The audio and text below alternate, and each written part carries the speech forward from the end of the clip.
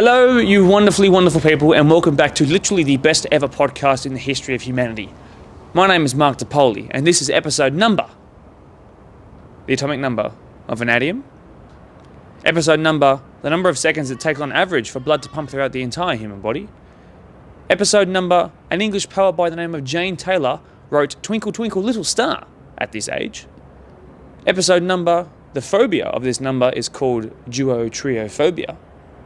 And of course, a 13-year-old Ronaldinho, ever heard of him, scored this many number of goals in a game on his own to garner some media attention and essentially launch his career. And of course, and bear with me here, the number of goals the PSG have conceded in their round of 16 knockout losses, and only their round of 16 knockout losses in the history of the entire club. Episode number 23 of the Blacktown Football Hour podcast. Hey, today it's August 10th, and do you know what that means? It's International Reverse Day. So, hit the intro music and play it in reverse. I'm just kidding.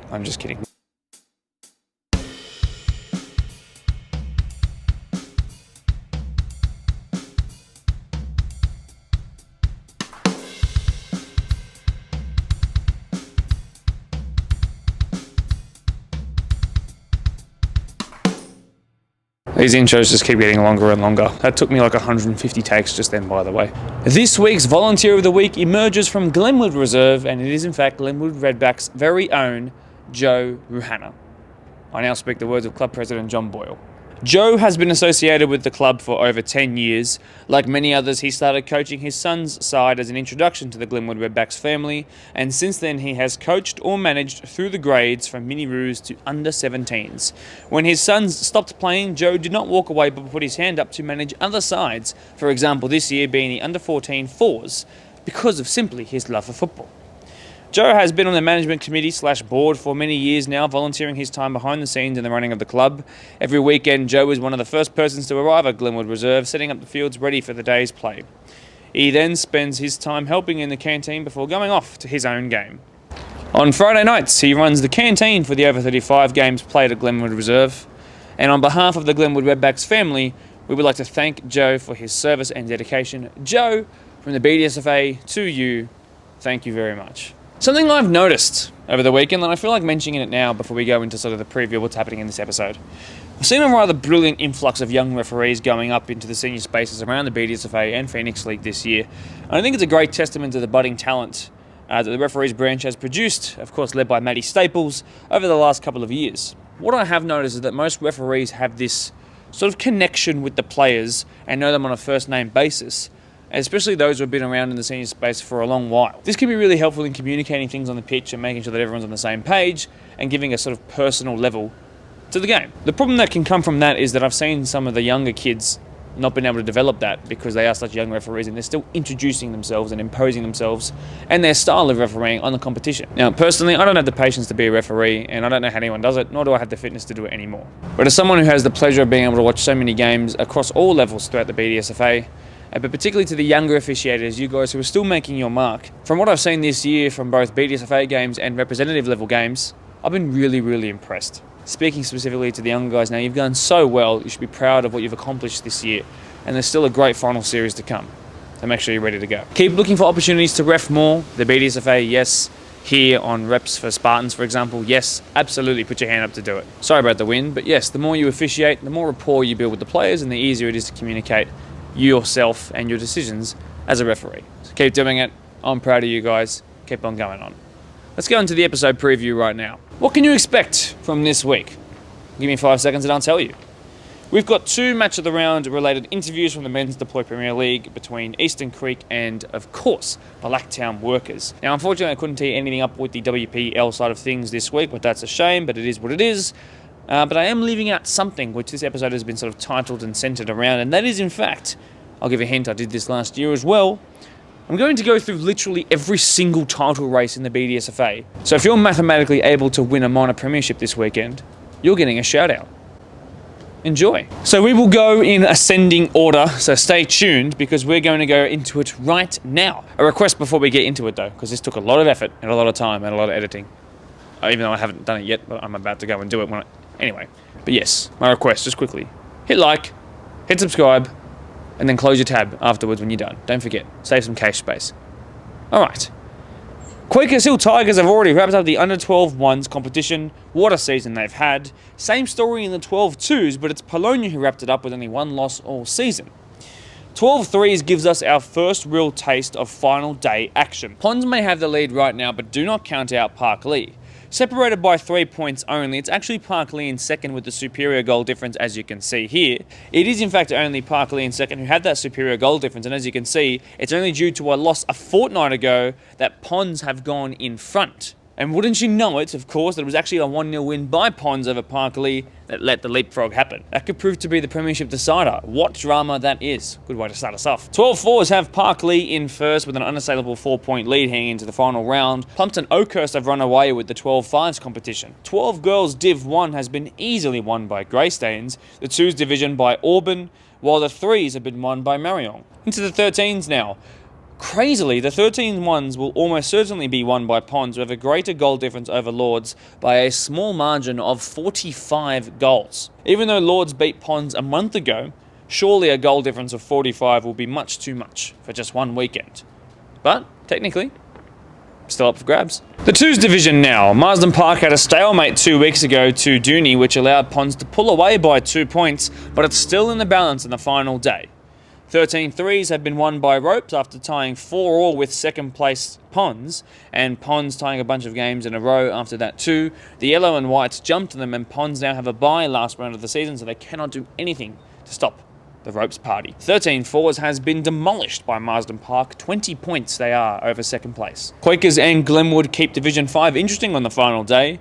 Glenwood have the better goal difference, so if they win and Quakers tie, the Redbacks will in fact have it from second. 14 ones now, who were on the podcast just before their State Cup final a couple of weeks ago, have won the title officially with still one game to go. Well done to John and the lads there. 14 twos killed by Polonia, who have a 20-point lead over second. Tigers are the same in the 3rd division, a lead of 5 points. Now, pay attention to this, okay, and really tune in, because this is insane. The 14 fours have 2 teams not in first place, as you can see, who can win the title on the final day, and one of them will. First place will not win the title no matter what happens, and allow me to explain. Pons are first, tied with Workers on points, but it's Pons who obviously have the better goal difference. That's why they're in first right now. Polonia are only 2 points behind both of them. Pons have a bye on the final day of the season, and Workers and Polonia face each other, 2nd v 3rd, to decide the title. The winner will take it out. A draw would also give second place Workers the win in the minor premiership, as they'll jump Pons on points up to 36. Pons actually beat 3rd place Polonia to end their season last week, but they are not in control of what happens now, so no matter what, whether it's a tie or one team wins or the other team wins, it's not going to go to Jonas Bradley Reserve. It will not go to Pons. But wow, that right there is the competition to keep an eye on. First glance now at the 14s girls comp, which would make you think it's Quakers v Quakers, but it's Quakers who win that comp because Tigers have a bye to end the season. Prospect have won the 14 girls Division 2 with 78 goals scored in just 17 games. The 15s now. Prospect have won the Division 1 comp after an undefeated season. They've also won the 2nd division, 1 loss all season. Now, this is cool too. The 15's 3 is a 3-way tie, and despite the fact that it's only a 6-team comp, none of the teams in that top 3 are actually facing each other. Due to goal difference, all of Glenwood, Rudy Hill and Parkley need to win to secure the minor premiership, as even though they are first, Glenwood's goal difference is the worst of the 3. The pressure is on. Eastern Creek have monstered the 4th tier, by the way. 17 points ahead are those guys from Morrow Reserve. 16's got split into 2 comps around the halfway mark of the season. Parkley can win to make it easy or draw and hope that their goal difference is enough to keep them above Glenwood in 2nd place. Pons v Marion in the second half of the 16 competition. A draw will be enough for Pons to seal that title there. The 16's girls is sort of the same. A draw could be enough for Ropes if Tigers don't smash Greystanes by a high number, but it's totally in Ropes' hands heading into the final match day. Splits comp means good title run-ins, and it's Auburn v Glenwood here. Auburn have to win to secure the premiership, as Glenwood are likely to win their game against bottom of the table Holroyd. 17 ones has been won by Prospect, only 1 loss and 1 draw all season, another great comp for them. Ropes v Rudy Hill in the 2nd tier of the 17s. Rudy Hill actually brought this title race back into contention when they beat the league leaders 6-1 away from home very, very recently indeed. They're both versing very good teams, so it's going to be a thriller, I'm sure. If Ropes lose and Rudy Hill tie, they'll be even on points, but Ropes' goal difference will keep them in first. So, Rooty Hill thus must win and pray for a miracle. Prospect losing last week has meant that it's do or die between themselves and Pendle Hill in the girls 18's first division. A draw would not be enough for Prospect due to their inferior goal difference, but a win will in fact, of course, be enough. As per the podcast last week, you know Rooty Hill and Lords were tied heading into the penultimate game of the season, and the 21's comp is still heading into the final day with their top two tied on the same number of points. Lords put on a clinic recently, so the goal difference battle is surely one to those from Doug Bollinger. Rooty Hill will have to hope that their team that they've actually beaten twice this year can slip up somehow against Glenwood, a Glenwood side which beat them, them being Rooty Hill, earlier in the season. The more you know. The Ploy Premier League 2 21s has been wrapped up for a long time by Quakers Hill Tigers, 10 points over Spurs. PL 1 21s also long been wrapped up, even more convincingly though by Mariong, as you know, 13 points ahead of second placed Prospect. Now that's it for any competition where the first word of the competition begins with the word under. Let's go into all age now. All age men's 1 has been won by Premier Spurs over Mariong. Plumpton get a title under their belts as well, with second place Ropes having a bye in the last round, meaning it's unable for them to catch them. All age 3 has been hit hard by Lords, who finished the season at least 9 points clear. We'll see what happens come the final day. All age 4, yes, finally a final day battle. Here we go. Here it is. A Quakers derby in first and second, but they're not playing each other, as you can see. It's winner takes all. First and second on 43 and 42 points respectively, so both clubs will have to win to really seal it and be sure. All age 5, not quite out of the woods just yet, Marsden Park. A mere draw will be enough, but goal difference means that it will not be out of the question yet. All age men's 6 has been obliterated by Ropes Crossing. Fair enough. Plumpton Oakhurst, kings of the all-age comp, it seems. Their 7s topped the lot and are unable to be caught. All-age women's 1, Holroyd clear of second place by 9 points with still a 1 game to go. A top team they are, a feeder into the Women's Premier League side, as you know as well. Phoenix League fun in the all-age women's 2s. A win is all it will take for Auburn to wrap things up right here. 3s is neck and neck with Greystanes and Tigers on 43 points each. Greystanes obviously have the greater goal difference, but Tigers, never say never. To round out all age, the 4s have been won by Holroyd, an 11-point gap. And while we're here and mentioning Holroyd, you may as well already know that Holroyd have won the Women's Premier League by a very convincing number of points and are the grand final favourites as well if you've been following the podcast. Over 30s women, now you might remember this from an earlier podcast. It was the Ropes v Ropes derby, and the winners of that was Ropes. Sorry, specifically Ropes Red, who were the higher goal-scoring team, if you want to separate them like that, and more specifically, they were Craig's team, if you remember that coach. Red ended up beating White, both from Ropes, of course, and the gap in points opened up from then. They played about a month ago, so congrats to them for making the comeback, as they were in second for so long of that season. In the second tier of over 35 women's, it's also Ropes who have won that one. Over 35's men's, let's do it, the home stretch. It's Ropes again on top of Mariong in tier 1. A draw will surely not be enough for Ropes, with the goal difference only split by 1, so they must win to wrap it up to be, sure about things. Second tier, Workers have walked the league very easily. The 3s have been won by Quakers, not as dominant as Workers, but still brilliant. Back to Workers now, also dominant in the 4s division, 8 ahead of second place. Over 35 5s is a fun one indeed. Ponds wrapped it up last week, but pretty much every team in this comp can make top 4 except for the bottom 2. So the run for the finals is really on, and a lot of teams are playing each other in ultimate 6-pointers, so keep an eye on the 35 5s. The final comp is the 35 6s, where Rooty Hill have already won it, because second place Tigers have a bye. That was a seriously good segment, if I do say so myself. In summary, the 14 4s is absolutely, positively, unquestionably, incomparably the league to keep an eye on, and we will do a little update on it on episode number 24 of the Black Devil Football Hour podcast this time next week. The best league in the BDSFA heading into the final game week will be decided by a team not in first place. How funny is that? Hope you enjoyed that, everyone, because I certainly did. Leave a like, because it took a lot of effort to get that information across to you. Good luck to all the teams heading into the final game week. Keep yourself saves and keep yourself having some good football matches, especially if you're vowing for top spot or top 4. I think it's going to be a lot of fun.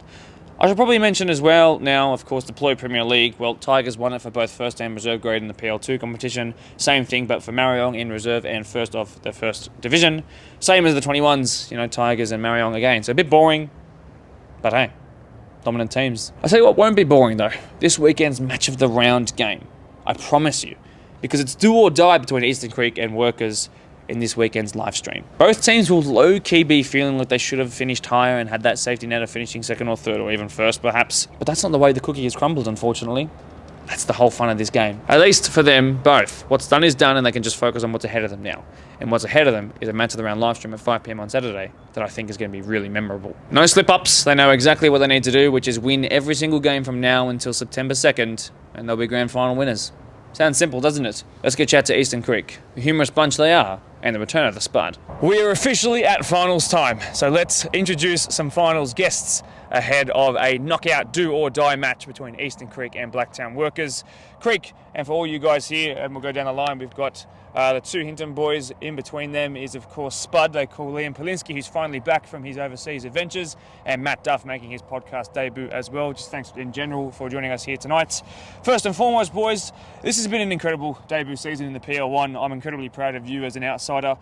You were second place for more weeks than any other team in the competition. You've transitioned into a new coaching system, which began at the back end of last year, as you mentioned on your first time on the podcast last time, which shows how brilliant you are at macro, sort of long-term management. And while you might not have actually finished in second, you've made finals at the first time of asking, which I think was exactly what you guys wanted to do. And you must be happy if you were given that option at the start of the year. Danny, you're the man at the helm. You must be proud of what's already been achieved. Yeah, absolutely.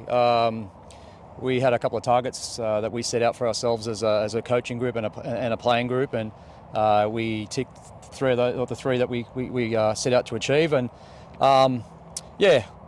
we were last. It would have been great to finish in second spot, but at the end of the day, we're not fussed about that. We just wanted to make the semis, and we know it's a new competition, so here we are.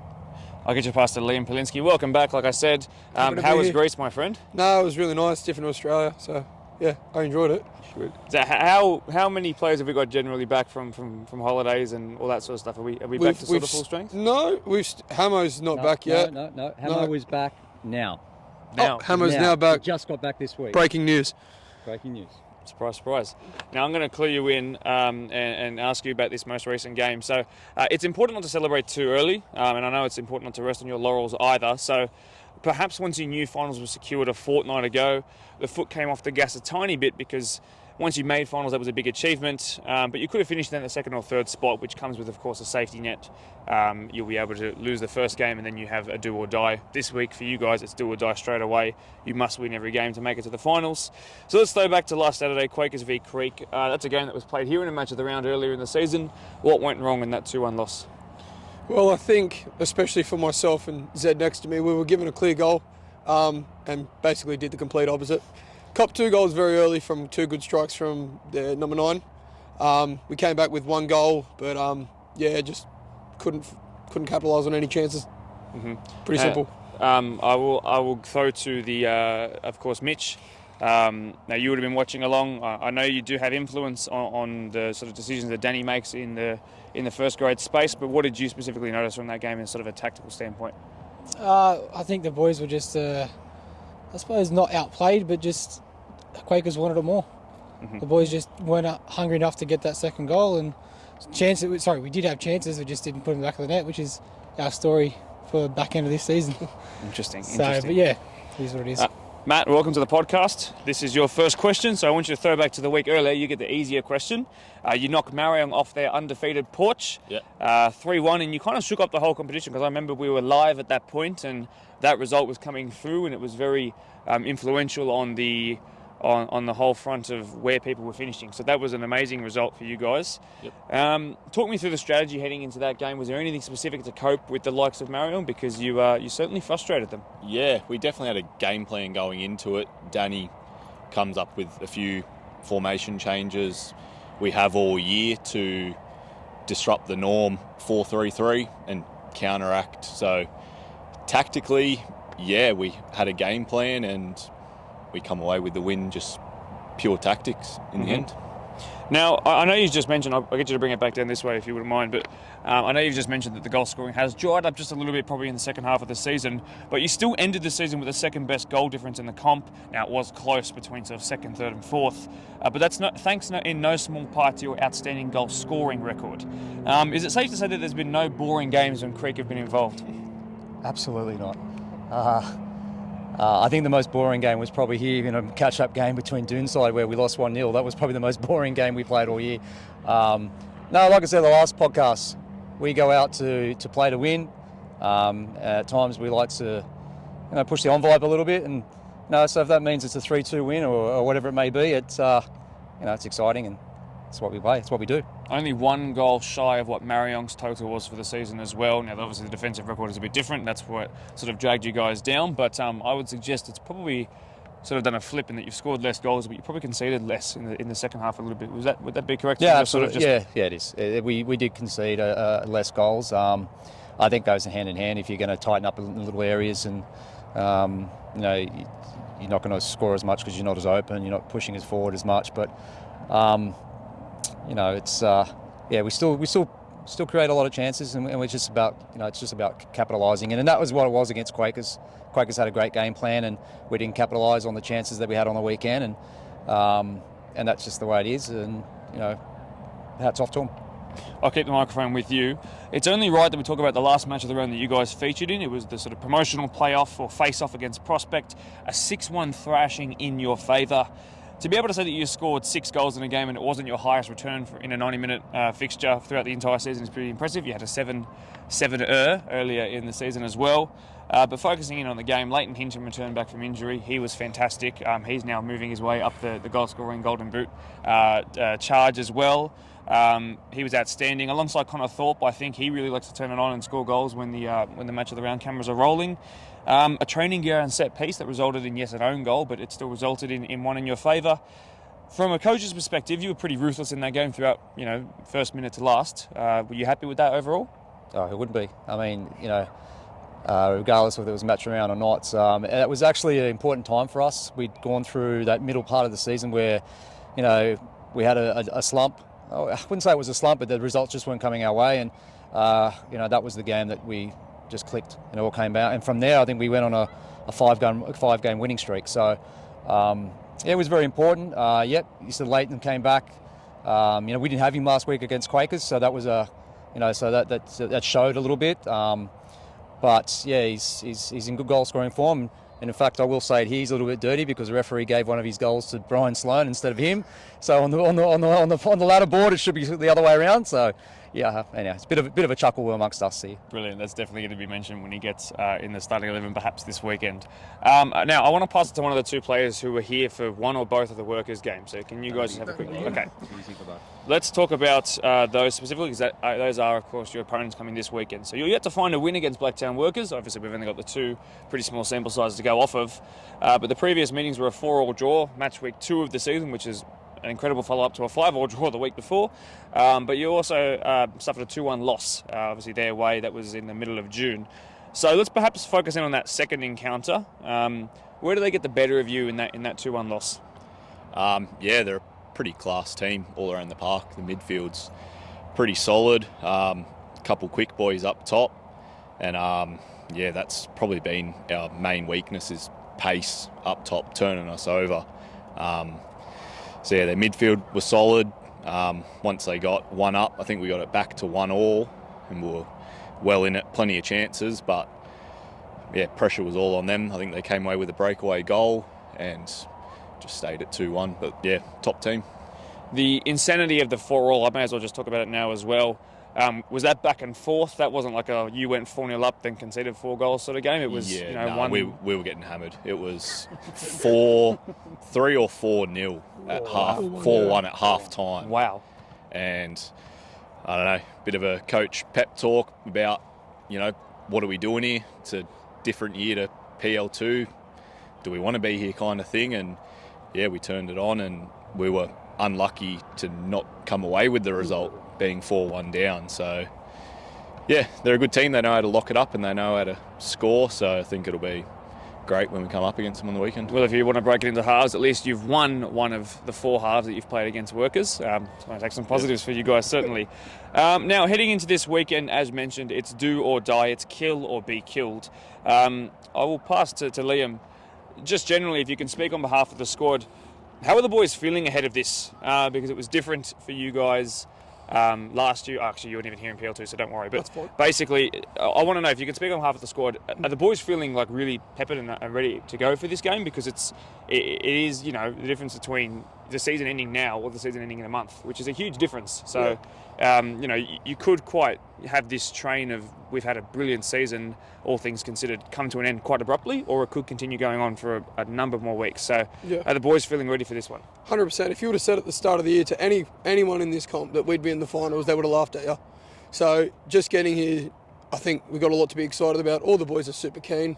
We're going to go deep into this final series, I'm sure of it. So, I just can't wait to get on the pitch with the lads, kick a ball with Duffy. Brilliant. Now, I'll pass to Danny. Mitch, I promise I'll come back to you, don't worry. I wouldn't. I I didn't even know you were here. Composer. Workers have had just played out a pretty disappointing match of the round games themselves, off of the back of just recently as well, the biggest win in match of the round history. It was a 12-0 over Riverstone, but to be shut down 6-2 was rather interesting. Now, this is the interesting part of this, is that perhaps the fact that they're also in a finals game in reserve grade prior to your 5 p.m. kickoff. Actually, I will pass to Mitch. Sorry to take it off you, but The third best they're in a reserve grade final as well. So their need to manage their squad is way different to what you guys have got. And I hate to bring up the fact that you guys didn't make reserve grade top 4. You were just outside that in 5th, I do believe, if my memory serves me correctly. Sixth. Sorry, that's right. Yeah. So just one outside it. So what can you kind of speak to the squad depth? Obviously, you stick around for both games every single week, so you would know. What can you sort of speak towards the squad depth of workers? What have you noticed from their reserve grade side specifically? And will the fact that they'll have to stretch across 2 squads perhaps comes at their detriment, do you think? Both their squads are quality. It depends, I suppose. I don't know how they're travelling with injuries or people going overseas. If they do and they rely on the reserve grade, then it will be tough. But I think the depth and quality they have will still be a strong side regardless. So I expect that either grade will be strong and up for this fight. But I don't see it being too much of an issue for their first grade. Mm-hmm. Danny, when you saw them, or at least sort of heard maybe from the strange commentator that covers those games, that they were rotating heading into that last round and they suffered a 6-2 loss as a result of their rotation. I mentioned that they went from their normal 4-3-3 to a 4-4-2. I also mentioned that they had a centre mid who ended up, who was usually a striker, popped back into centre mid, popped back from centre mid into striker within 5 minutes of the game starting. So they chopped and changed, and they were dealt a pretty bad hand. I'm not sure if you've been able to watch that just yet, but just sort of hearing from that and knowing that once they rotated, which is what's going to have to happen when they feature in 2 finals this weekend, does that fill you with a bit more confidence, knowing that you're going to have a full-strength team and 2 squads of players to select upon? Listen, I'll be honest, I sort of focus on what we've got to do here, and I'm sure most coaches are like that. We've been in that situation last year, in probably worse scenario where we only had 18 to play two teams on that same day in the semi. It's not easy, but you do find a way to manage it around. So I'm not going to put too much stock into their results in the last week or 2. Finals is a completely different comp. It's on the day. I suppose what's going for us is, we've been resting players in the last few weeks to try and freshen them up, hoping that we've got our squad at the closest to 100%. And as a group, we know there's no expectation on us, so we're quite comfortable, and we're excited to play. And we're quite calm. And I know workers will turn up. We've got a challenge, but that's every game in this comp, except for a few that are dropped away towards the back end of the season. But and I think we're confident. We've shown that we can mix it with all teams now. So. Absolutely. Now you get to wrap us up as well. One final question. At what point is your grading of this season decided? Like if you were to give it sort of a report card like we're in year 12 or something, and I would say if someone had dealt you this hand at the start of the season, you'd give it an A, but you're here now and it's different. And like I said a couple of questions ago, the season can end in three sleeps time, or it can end in a month. At Blacktown Football Park, 2nd of September, in front of a ton of people, and it can be a totally different celebration. It'd be amazing for the club. Those are 2 sort of contrasting, outcomes of the season when you look at it like that, because you're here now. So how do you sort of judge the success of this season at this point right now? I know it's a strange question, but, expectations change as the season rolls on. Yeah, I mean, as I said, we met all our goals. So, I wouldn't say it's an A plus if you're going to put it in classifications like that, because if that was an A plus, then we'd have reserve grade sitting in the semis as well, and we would have finished in the top 3. So, those little bits will probably give you the bit extra grading if you're going to look at that. But it's for us, we're quite happy what we've done. So, in grade wise, it's a B plus, it's an A. Semi-finals, like I said, it's a different comp for us.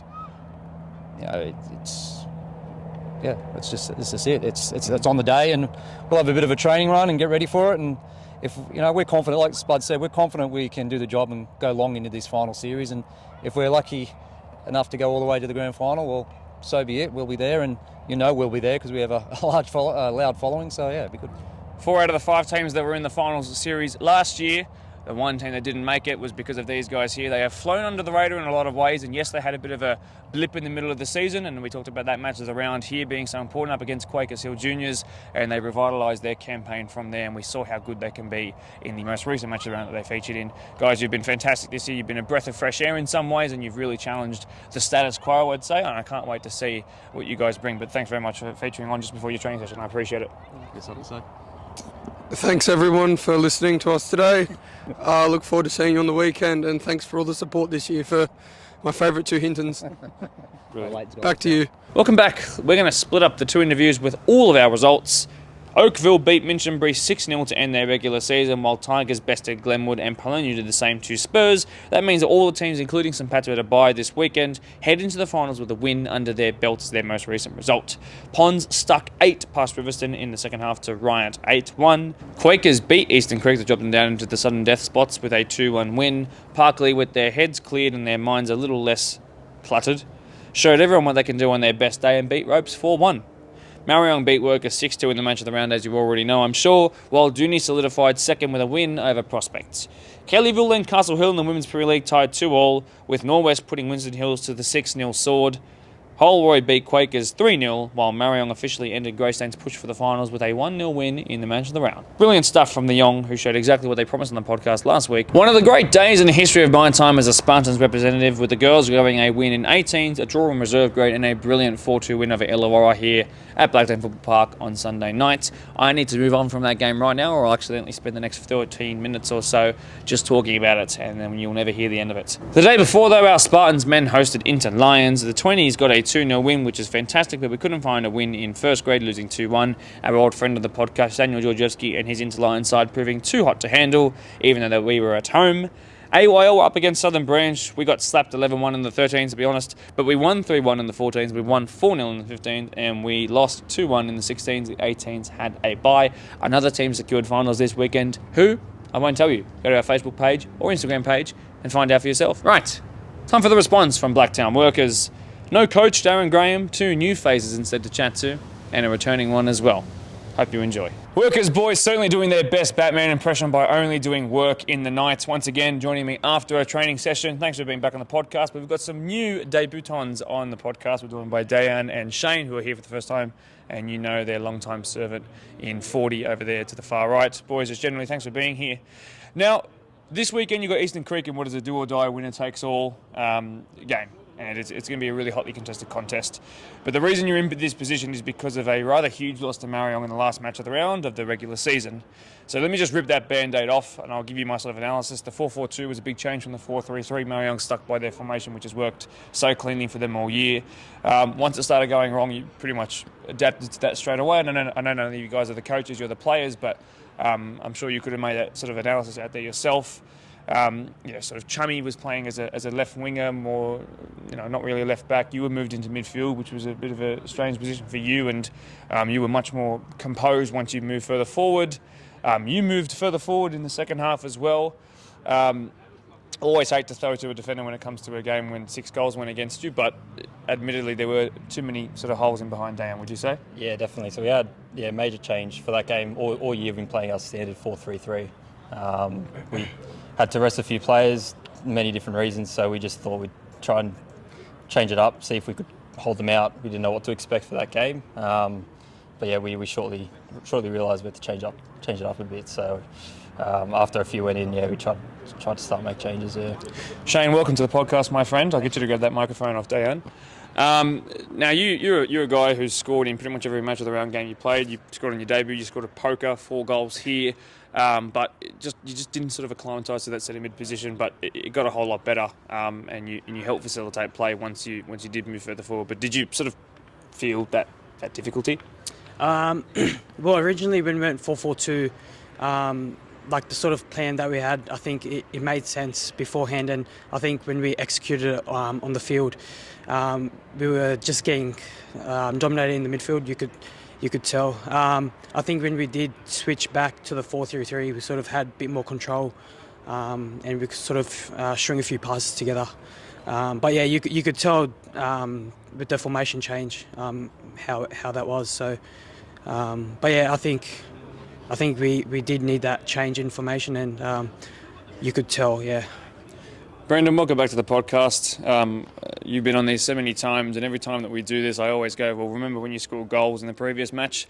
Once again, a brace in an otherwise a bad day, but 2 chances, really 2 goals, 2 really good lethal finishes as well. I've already asked you plenty of times as to what it is when the cameras turn on, but what I will ask you as the most sort of senior, long-standing player here is, you might remember last year, before you went on a tear and almost made the grand final, you guys had a big loss to 𝐓𝐈𝐓. At 𝐓𝐈𝐓, you lost 4-0 and you struggled in that game. That sort of felt similar, and then you bounced back perfectly, and you went on and did what you did, and it was almost, a grand final appearance.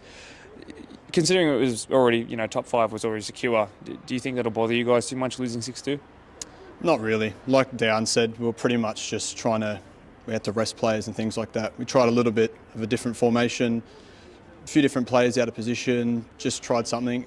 Both teams were in it, but we just sort of had to just go out in a day, play Resi Zen first grade, see what happens, but just try and work on and get the gears ready for finals. So the 6-2, look, it's a big loss, it's on telly, but it doesn't really matter. It's just one of those games that, one team was better on the day, so. For sure. Now, you come into this weekend with an undefeated record against Creek, although it's admittedly it is a small sample size. A crazy 4-4 draw, which you guys probably should have held on to, being 4-1 up at half-time, but as viewers would already know, because we've already had Creek play, because Creek finished 4th, so we'll have them first in the podcast this week. They believe they believe that they should have won, as per their words. Now, more recently, you had that 2-1 win, so again, undefeated.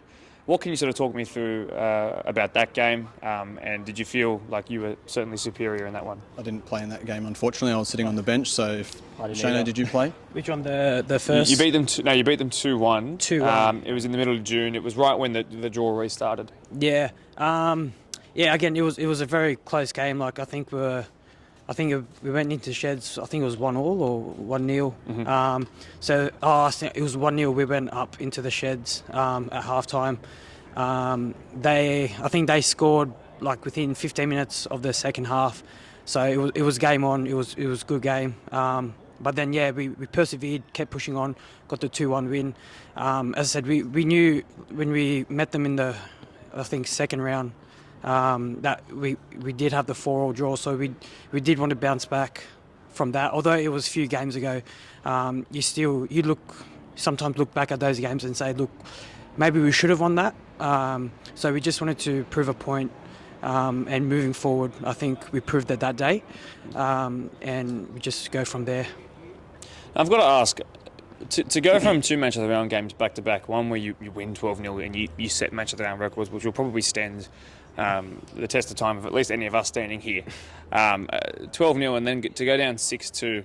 Obviously, there's a difference in competition, but because there were so many whispers and murmurs that came from that original 12-0, and then to have that 6-2, have you sort of heard things around the grounds? Have you sort of been put off by anything that you might have heard, or is it just it's already past you guys now? Look, that 12-0, good feeling. You always love to win big, but with that comes losses as well, and it's one that we have to take it on the chin, because, as I said, it's do or die this week, and we just have to sort of forget it, put it behind us, and keep pushing forward. We had a good training session today. The boys dug in deep, so I think it's something as Brendo said, we just got to sort of forget it, move past it, focus on this week, and keep going. Diane, I get you to grab that microphone. Little throwback to 2022 once again. You might remember that you guys were much perceived as the underdogs heading into the final series. And boy, did you come close to that grand final, just a couple of penalty kicks away. Now, you also happened to finish 5th that year, and I've sort of addressed this question to Darren, so I've got to adjust as best as I can because he's over there laughing at us right now. But finishing 5th last year, because of the manner in which it was, which was more of a scrape-in, there wasn't as much expectations on you guys, probably as the way that Eastern Creek are being perceived right now. It's a bit different because you guys were second heading into the last match week of the season, so expectations are higher and you're right up there with club championship. So do you think that actually finishing 5th once again is actually sort of a good thing again, because you guys know what you did last year and you can try and go one step further this time? Yeah, it's a hard one. I mean, I feel like we definitely have a better squad this year compared to what it was last year, but we did set the goal at the start of the year just to finish for finals. That was a goal. Looking back at it for the last few weeks, we definitely, second or third was definitely our target. No hiding from that, but look, we're happy to be there. I think that's the main point. We made finals. We went into that mentality on the weekend against Mariong. Not that we took it lightly, but it was just a thing that we had to keep in mind. But look, yeah, we're happy to be there. I think it's not, like I said, we got a strong squad. We're not going to sugarcoat it. It was, we should definitely finish higher, I think, yeah. Brendan, grab that microphone for me. Off the back of a strong squad, I would certainly agree. Now, you're in an interesting situation, much like Mariong, much like Doonside as well, where you are going to have to stretch, or Marion won't have to, but you're going to have to stretch your squad across 2 games. 2:30 kickoff and then a 5 p.m. kickoff, accommodating for extra time and penalties if need be. So you will have to accommodate that. Eastern Creek will not, and they had a reserve grade team that finished just a little bit outside of in fact, they finished 6th. So they just finished outside that top 5. So it's a good, competent enough team. They're certainly not lacklustre in that way. Now, as someone who represents both sides most weekends, you would be aware of how difficult it can be to balance that and how tired you might be after a long reserve grade game. So how difficult do you think it'll be? I know you're speaking basically on behalf of the coaches, but as a player, knowing that you'll be the one who will do both, certainly, does it give Eastern Creek a bit more of an advantage, knowing that they have to call upon 16 players where you're going to have to call upon probably 20 to 25? It can give them an advantage because they've only got a select squad they can pick from. It's probably going to be their best 16 as it is. We've got a pretty strong squad too, as Dan said again. It's spreading across the 2 teams. Both sides are very strong anyway, so regardless if some players chop in and out, they're just going to do just as good a job as the next person that's in the place. Every week we've always got Rezzies sitting back on the bench to help out first grade, and majority of the time we always have a full bench for reserve grade as well. So going into the weekend, both games, we'll have to deal with the reserve grade game first, and first grade will prepare. I know we should have at least 12 or 13 players fresh ready for first grade, so that's going to help benefit us a lot more because each week we've always had pretty big numbers going into it. So I think that's what's helped us get both grades into your finals positions. Obviously reserve grade a little bit higher and first grade scraping in the 5th spot. So I think we'll go all right. Eastern Creek will definitely give us a hard run, that's for sure. Yeah, and there have been some really entertaining games. What's that? 8 plus 3 is 11. So 11 goals scored across 180 minutes. Tells me that we're going to have some sort of a fun trilogy ending one here. Now, I asked Eastern Creek this question, as you viewers would already know, but it's a bit different and a bit more difficult for you guys to answer, and I'm going to get you to start us off. Now, I did do some research heading into this, as you'd probably hope. And you did actually get more club championship points. You got 1 more point in reserve grade. You got 3 more points in first grade. But at the end of the day, you finished 2nd and 5th last year in reserve and firsts. You finished 2nd and 5th this year as well. So sort of on paper, looking back, might not see the improvements beyond the sort of incremental stage. It's been small little steps when really it could have been different, as we know, if perhaps you didn't have so many yellow cards heading into the game. But again, that's on you guys, and that's something to think about. I would say that there's been a lot of improvements. I think you have scored more, you've defended better, and going off one match around is not the way to look at it. But I'm looking for sort of a season review with this question. So, best case scenario, you guys we're still chatting in a month, and September 2nd, 7 p.m, you're in a grand final in front of thousands of people watching along live or via the stream, or it could end in 3 days' time. So the season can end really abruptly, or it can still go for another month. And that would really change how this season's sort of thought about in years to come, because you can compare it to last year when you guys finally made finals again. How do you sort of judge this season based upon what we've seen so far? In comparison to last year when you did, sort of scrape 5th in first grade and then you got 2nd in reserve grade. How do you sort of compare that, and what kind of improvements can you touch upon? I think that, especially in first grade, it's been a better improvement because that sort of 2nd to 5th, it was a lot closer than it was last year. A few points within those last 2 games, really actually, you didn't know who was going to finish where.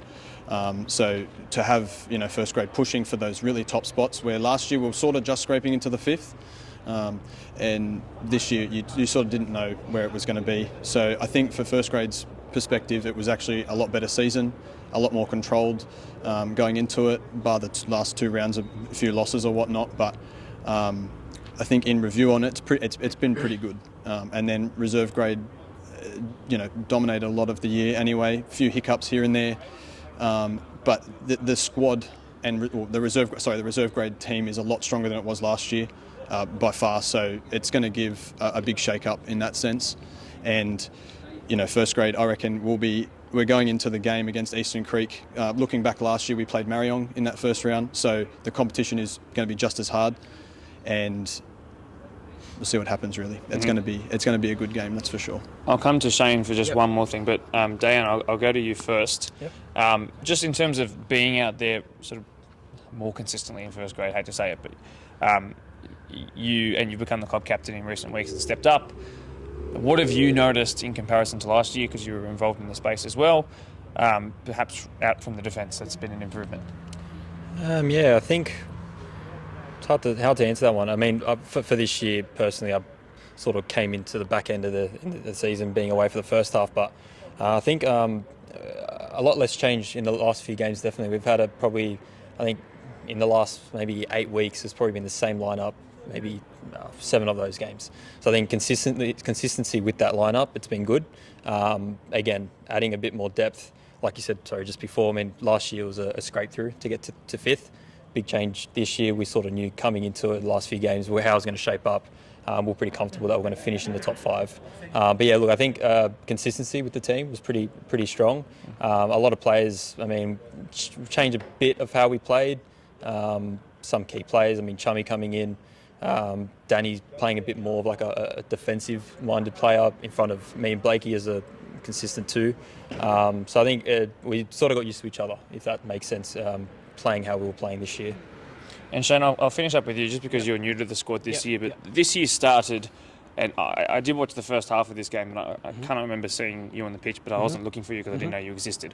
But the year started in first grade with a 3-1 loss to Quakers, who ended up well below you guys. And so that sort of shows where you started and where you finished up. There was a lot of changes. Midfield basically switched around.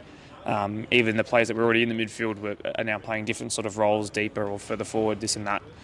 What can you say as someone who's been here for just the 6 to 8 months about where you guys started and where you're feeling like you are now? Yeah, just like you said, like the first game was a 3-1 loss. I think the game after was that 4-4 against Creek. So, starting 0 from 2, like not getting any wins, we knew that.